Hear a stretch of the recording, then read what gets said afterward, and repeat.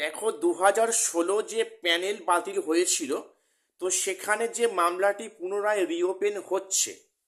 আচ্ছা, সেখানে অনেকে প্রশ্ন করতো যে এই রিওপেন মামলা কি পুনরায় কোনো সমাধান নিয়ে আসবে, বা সেক্ষেত্রে কি 2025 যে এসএলএসটি তার উপরে কোনো এফেক্ট ফেলতে পারে, কি মনে হচ্ছে?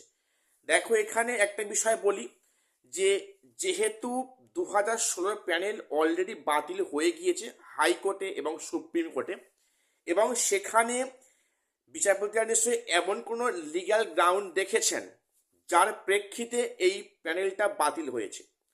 কাজেই এখন নতুন করে কোনো মামলা দায়ের করলে, সেই মামলা পুনরায় রিওপেন হলে, তাহলে এ বিষয়ে যথেষ্ট সন্দেহ যে এই মামলার পুনরায় নতুন করে কোনো রায় আসবে কিনা।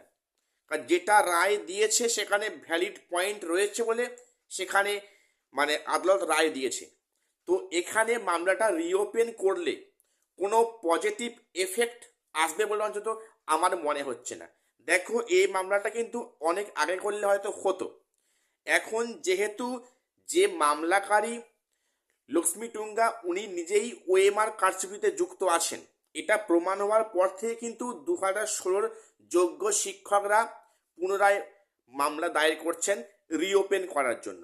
এটা আরও আগে করলে মনে হয় ভালো হতো। এখন যে প্রসেসটা এগিয়ে গিয়েছে, সেখানে মনে হয় না এই রিওপেন মামলা নতুন করে কোনো এফেক্ট ফেলতে পারে বলে।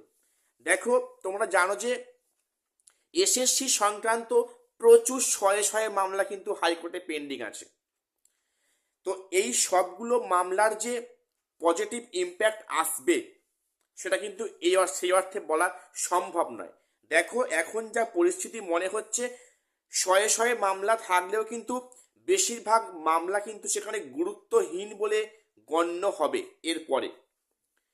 এবং সেখানে একটি বিষয় আছে যে এক্সপিরিয়েন্সের 10 মার্কস, এই 10 মার্কসটা আগে দেয়া হবে কি হবে না, এবং সেটা দেওয়া হলে সেটা কখন দেওয়া হবে, ইন্টারভিউ আগে না পরে, এই বিষয়ে একটা ফাইনাল কিন্তু জাজমেন্ট হয়তো আসবে, আসার সম্ভাবনা আছে।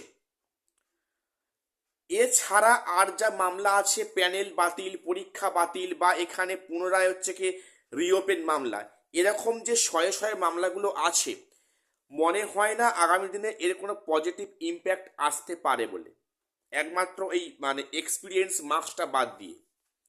তবে এটা আমার নিজস্ব মতামত, এর সঙ্গে অনেকে একমত নাও হতে পারো।